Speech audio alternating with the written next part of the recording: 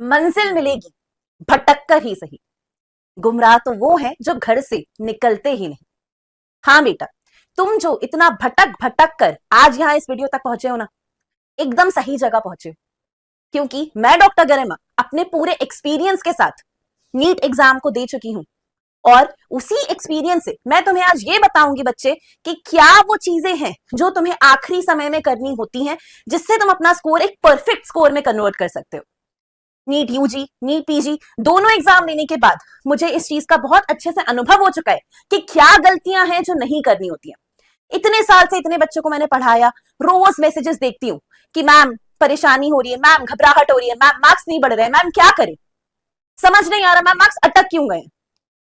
तो बेटा, इन्हीं सारी बातों का जो सोल्यूशन है ना, वो आज मैं तुम्हें इस वीडियो में दूंगी कि तुम ऐसा क्या करो। तुम जहां पर भी स्टैंड करते हो ना, फर्क नहीं पड़ता तुम्हारा अभी स्कोर 50 आ रहा है कि 100 आ रहा है कि 200 आ रहा है कि 250 आ रहा है। अगर तुमने इस स्ट्रैटेजी को अच्छे से इम्बाइब किया, अच्छे से तुमने इस पे वर्क किया, तो यहां से तुम्हारे नंबर 100% बढ़ेंगे, इस बात की मैं गारंटी लेती हूँ। और बहुत सिंपल तरीका, ये कुछ नहीं करना है, कुछ नहीं। और तुम देखोगे, पता है, जैसे ही तुम्हारे बायो के हर टेस्ट में मार्क्स बढ़ने लगेंगे ना, तुम्हारा कॉन्फिडेंस अपने आप स्काई हाई हो जाएगा। तुम्हारा नीट का जो स्कोर है उसको देने का तुम्हारा कॉन्फिडेंस और बढ़ेगा। तुम नीट बहुत अच्छे से अटेम्प्ट कर पाओगे जब तुम्हारे बायो में नंबर आने लगेंगे। तो बायो में नंबर लाना बहुत बहुत जरूरी है बच्चे, बहुत जरूरी। और बायो 360 नंबर की है। तो bio is unlike physics and chemistry, जहां पर हम पूरा सब्जेक्ट पढ़ते हैं 180 नंबर के लिए, बायो हम पढ़ते हैं लेकिन 360 नंबर के लिए। तो 360 नंबर का सवाल है बेटा। अगर तुम चाहते हो कि मैं 360 में से हर गिरी से गिरी हालत में 340 प्लस स्कोर करूं, तो वीडियो में बने रहना। और इस बात में जो जो चीजें तुम्हें बताई जाएं, उन पर एकदम विश्वास करते हुए आगे चलना। तुम्हारे सिलेक्शन की गारंटी लेती हूं कि तुम्हारा सिलेक्शन बिल्कुल होगा अगर तुमने मेरे बताए इस छोटे से रोड मैप पे चल लिया इस आखिरी के कुछ समय में।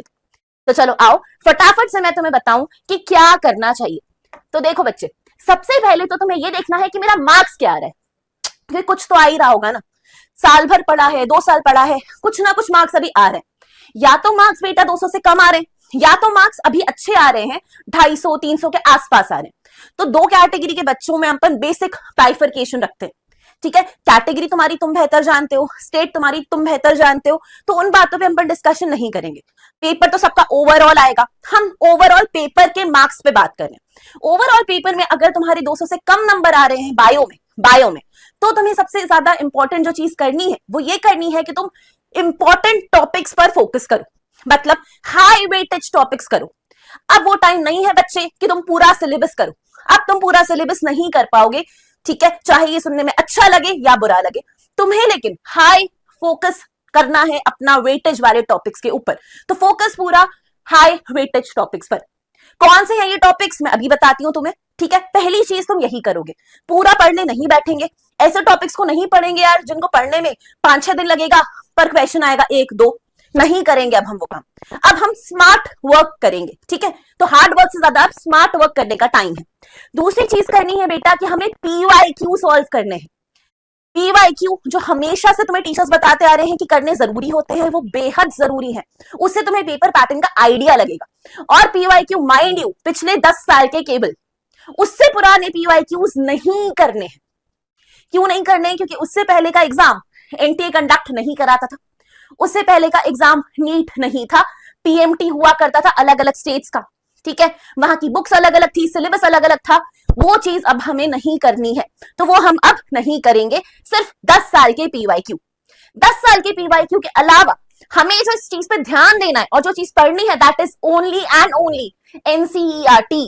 एनसीईआरटी के अलावा हमें कुछ नहीं पढ़ना है बच्चे, कोई नई बुक्स नहीं, कोई नोट्स नहीं, कुछ भी अलग नहीं पढ़ना है।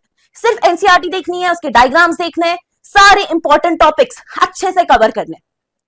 इतना भी अगर तुमने कर लिया ना, सब छोड़ दो, सिर्फ इतना भी कर लिया, तो भी तुम्हारे मार्क्स 250 से तो ऊपर ही आएंगे, 250 से तो ऊपर ही आएंगे। अगर हम सिर्फ इतना सा कर लेते हैं तो इतना ही करना है हमें 250 नंबर लाने के लिए। और अगर तुम चाहते हो कि मैं इसमें तुम्हारी कुछ हेल्प करूं या हमारी टीम इसमें तुम्हारी कुछ हेल्प करे, तो तुम मुझे कमेंट सेक्शन में बिल्कुल बता दो।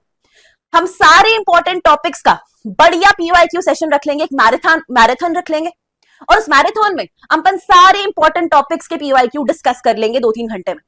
तो अगर तुम्हें ऐसा लगता है कि इसमें हेल्प चाहिए हो तो मैं बिल्कुल तुम्हारे साथ हूं, तुरंत मुझे बता देना। हम मेक श्योर करेंगे कि हम अगले वीक ही वो कर डालें। इसके अलावा देखो बेटा, अगर मेरी तैयारी अच्छी है, जो कि मैक्सिमम तौर पे होती है कि बायो के बच्चे की बायो की तैयारी अच्छी होती है, क्योंकि हम बायो वाले बच्चे, हमें बायो आती है।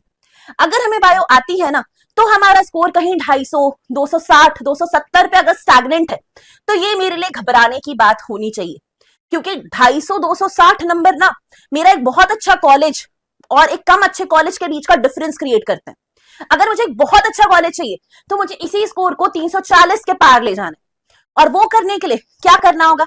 वो चीज करने के लिए मुझे हर चीज पर फोकस करना होगा। हर एक चैप्टर मुझे मल्टीपल टाइम्स रिवाइज करना है। अब मल्टीपल टाइम रिविजन इसका मतलब ये नहीं है कि मैं घंटों घंटों के लॉन्ग वीडियोस देखूं बैठकर, नहीं हो पाएगा। मैं वन शॉट भी उन्हीं वीडियोस का देखूं, उन्हीं चैप्टर्स का देखूं जो मेरे वीक हैं, सिर्फ उन एरियाज का देखूं जो मेरे वीक हैं। पूरा सिलेबस मैं किसी नए तरीके से पढ़ने की कोशिश ना करूं। अभी तक जो मैंने अपने नोट्स प्रिपेयर कर रखे हैं सिर्फ उसी को रिवाइज करूं। मेक श्योर करूं कि मैं हर वो टॉपिक जिसमें मेरी क्वेश्चन पेपर्स में गलतियां होती जा रही हैं उसे री-रेक्टिफाई करूं। बेस्ट होगा कि अपने टीचर से कांटेक्ट करूं। अगर मेरा टीचर मेरे से पर्सनल मेंटरशिप कर पा रहा है, पर्सनल मुझसे वन ऑन वन बात कर पा रहा है, सो नथिंग बेटर। वहां से मेरा एक कॉन्फिडेंस बिल्ड हो सकता है। मेरी जो छोटी छोटी गलतियां हो रही है ना, जब मेरे अगले पेपर में वो मार्क्स आने लगेंगे, मुझे विश्वास हो जाएगा यार कि हाँ, मैं सही ट्रैक पर हूं। और हर एक पेपर में जब मेरे मार्क्स इंप्रूव होंगे तो मेरा नीट के दिन जो कॉन्फिडेंस होगा ना, वो देखने लायक होगा। यही बात पे तुमको ध्यान देना है, ठीक है। दूसरा तुम्हें ध्यान देना है कि हर डिटेल पे ध्यान दिया जाए। एनसीईआरटी का हर डेटा, हर डायग्राम, हर लेबलिंग बेहद जरूरी है। कुछ भी आप इग्नोर नहीं कर सकते हो। यहां तक कि चैप्टर के पहले लिखे हुए साइंटिस्ट का डेटा भी आप याद करके जाएंगे, क्योंकि आपको फुल मार्क्स लेकर आने हैं। आपकी रैंक का सवाल है, ठीक है, आपकी रैंक का सवाल है। हर टेस्ट पेपर देना है बेटा। आज से आप रोज मॉक टेस्ट देना चालू करिए। रोज मॉक टेस्ट, हमने आपको मॉक टेस्ट प्रोवाइड कर रखे हैं ऑलरेडी, है ना। हमारा टेस्ट प्लानर ऑलरेडी बिल्ट है। आप हर दिन वो टेस्ट दीजिए। मेंटरशिप में उन पेपर को डिस्कस करिए। जहां टॉपिक में गलती हो रही है, जो डिफिकल्टी आ रही है, जो सेक्शन में नहीं बन रहा क्वेश्चन, तुरंत टीचर की जान खा जाइए और उनसे वो चीज सीख कर अपना सिलेक्शन इंश्योर करिए। आपका ये कर्तव्य बनता है भाई कि आप टीचर के पीछे पड़ जाएं कि बताओ बताओ बताओ, रात का 1 बज रहा है, 2 बज रहा है, तुमको नहीं सोचना है, तुम्हारा डाउट तुम्हें क्लियर कराना है, दैट इज ऑल। ये आखिरी 1 महीना इतना जरूरी है। नेक्स्ट चीज तुम्हें जो करनी है बच्चे, वो है एनसीईआरटी की एग्जाम्पलर सॉल्व। बहुत कम बच्चे ये बात जानते हैं कि एग्जाम्पलर से क्वेश्चन डायरेक्ट आते हैं। 2016, 17, 18 में एनसीईआरटी एग्जाम्पलर से 3 से 4 क्वेश्चंस हर बार आए, और ये डेटा ऑलरेडी बहुत रेडीली अवेलेबल है। तुम्हें इसमें कुछ दिक्कत है तो कमेंट सेक्शन में लिख देना, मैं तुम्हें पीडीएफ सेंड करवा दूंगी, ठीक है। तो एग्जाम्पलर हमें सॉल्व करनी है, उस पर सारा डिस्कशन हमें अपना कंप्लीट करना है। इसके अलावा बच्चे जो चीज सबसे इंपॉर्टेंट है वो ये है कि अपने टीचर से ना कनेक्ट नहीं छोड़ना। देखो, तुम अकेले नहीं हो इस सफर में। हमें अक्सर ऐसा लगता है कि सिर्फ मेरे साथ हो रहा है, मैं परेशान हो रहा हूं, मुझसे नहीं बन रहा, मेरे मार्क्स नहीं आ रहे, मेरे मार्क्स अटके हुए हैं। पर ये हालत ना हर बच्चे की है, हर बच्चे की। निकलेगा यहां से वो जो किसी का हाथ थाम के आगे बढ़ेगा। तुम अपने टीचर्स का हाथ थामो, उन पे विश्वास करो, उन पे भरोसा करो कि वो यहां तुम्हारा सिलेक्शन कराने आए हैं और वो तुम्हारा सिलेक्शन करवाना जानते हैं। तुम जैसे हजारों बच्चों का सिलेक्शन करवा चुके हैं, तुम्हारा भी सिलेक्शन करवाएंगे, तुम्हें भी बेस्ट कॉलेज में पहुंचाएंगे। तो बस उन पे भरोसा करो, जो भी अपनी परेशानियां हैं वो उन तक पहुंचाओ। और ऐसा हो नहीं सकता बेटा कि तुमने उनको परेशानी बताई और उसका सोल्यूशन ना मिले। तुम जो भी परेशानियां फेस कर रहे हो ना, तुम मुझे कमेंट में लिख के बता दो। मैं वादा करती हूं तुमसे हर एक बच्चे से खुद बात करूंगी, खुद से रिप्लाई करूंगी, और तुम्हारे बायो में 340 प्लस स्कोर करवा कर ही रहूंगी, ठीक। तो तुम्हें जो भी डिफिकल्टी आए, बिना झिझक के, बिना ये सोचे कि कोई मुझे जज करेगा, वो मेरे बारे में क्या सोचेगी, वो मेरे बारे में क्या सोचेगा, कोई कुछ नहीं सोचेगा यार। जिस दिन तुम्हारे नाम के आगे डॉक्टर होगा ना, तुम डिफरेंस से नहीं जानते हो। तुम खुद ही समझो ना, गरिमा और डॉक्टर गरिमा में जमीन आसमान का फर्क है। यही डिफरेंस तुम फील करोगे। तो बस उस बारे में सोचो, बाकी सारी चीजें भाड़ में जान दो। इधर देखो बेटा, ये है वो टॉपिक्स जिन पे तुम्हें ध्यान देना है, ठीक है। तो अगर मेरा स्कोर कम भी आ रहा था बेटा, तो मेरे को ना इन टॉपिक्स को अच्छे से कर लेना है। क्या टॉपिक्स है ये? तो सबसे पहला टॉपिक है बच्चे सेल। बहुत सिंपल टॉपिक, बहुत simple topic, but again on average 5 question पक्के, मतलब 20 नंबर तो यहीं से बनने वाले। बहुत सिंपल सा चैप्टर है, इस बात से भी तुम्हें कोई डाउट नहीं होना चाहिए, तो इसको तो करके ही जाना है। इसके अलावा cell cycle and cell division हल्का सा ट्रिकी टॉपिक है, हल्का सा ट्रिकी, बट ना बहुत ही बढ़िया चैप्टर है। 3 से लेकर 5 क्वेश्चंस इस सिंगल चैप्टर से आते हैं, जबकि चैप्टर कितने पन्ने का है, 5-6 पन्ने का। उतना सा अगर मैंने समझ लिया, अंडरस्टैंड कर लिया, तो मेरे नंबर कोई छीन नहीं सकता। Principles of inheritance, again 5 question बेटा यहां पर भी है, और यही वाला टॉपिक आज हम करने भी वाले। तो अभी हम 6 बजे के सेशन में इसको कंप्लीट करेंगे, ठीक है। तो ये भी हम अपन देखने वाले हैं। एमबीआई, ये भी हम तुम्हें कराएंगे जल्दी। एमबीआई से 7 क्वेश्चंस आते हैं, 7 क्वेश्चंस। तो तुम समझ रहे हो 7 क्वेश्चंस बहुत होते हैं। 7 into 4 28 नंबर का पेपर एमबीआई के पास अकेला है। बहुत अच्छा चैप्टर, बहुत कंसेप्चुअल चैप्टर्स की बेस्ट बात यह है कि एक बार समझ लिया ना तो एक क्वेश्चन गलत नहीं हो सकता। रटने वाले टॉपिक्स की समस्या है यार कि बार बार याद करो, बार बार रिवाइज करो, पर एक बार अगर कॉन्सेप्ट समझा हुआ है तो एक नंबर भी कोई छीन नहीं सकता है। इतना बढ़िया होते हैं कॉन्सेप्चुअल टॉपिक्स। तो एमडीआई की तैयारी एकदम तगड़ी रखें। उसके बाद बेटा ह्यूमन रिप्रोडक्शन, साथ साथ रिप्रोडक्टिव हेल्थ भी, इन दोनों चैप्टर से भी कंबाइंड 5 से 6 क्वेश्चन आने ही आने, और बहुत सिंपल चैप्टर्स हैं, इंटरेस्टिंग भी है, पढ़ लेना बड़ा आसान है, ठीक है। तो इनको भी कवर करके चले। Followed by biotechnology. Biotechnology again applications biotech का बेटा बहुत छोटा चैप्टर है, बट उससे भी 3 से 4 क्वेश्चंस आने वाले। तो तुम सोचो इतना सा चैप्टर, इतना सारा क्वेश्चन, इतने सारे मार्क्स, तो क्यों नहीं करें। हमारे चैनल पे ऑलरेडी दोनों टॉपिक कवर हो भी चुके हैं, तो तुम फटाफट से जाकर उनके वन शॉट देख लो अगर तुमने नहीं देखे हैं तो। इंपॉर्टेंट टॉपिक्स के तो वन शॉट करो, उनके पीवाईक्यू करो, उनके सारे डीपीपी जो टेलीग्राम पे शेयर्ड है वो करो, और बढ़िया से बढ़िया अपने मार्क्स उसमें इंश्योर करो। सेम चीज करेंगे बेटा इकोलॉजी के साथ, कि कहने को इकोलॉजी ना एकदम सड़ी सी यूनिट है, 12th की आखिरी यूनिट, पढ़ने का मन नहीं करता, बोरिंग सी है, एनवायरमेंटल साइंस पढ़ाते, बट वो सड़ी सी घटिया सी यूनिट तुम्हें 8 क्वेश्चन सही करवाने का पोटेंशियल रखती है। तो तुम सोचो कि उस अजीब सी यूनिट को करके भी तुम्हारे 32 मार्क्स आ सकते हैं, तो क्या दिक्कत है भाई, ज्यादा स्कोर कर पाएंगे थोड़ा सा पढ़ने से। तो इसीलिए इसको भी हमें करना ही करना है। और फिर हमें ध्यान देना है बेटा बायोमोलिक्यूल्स पे।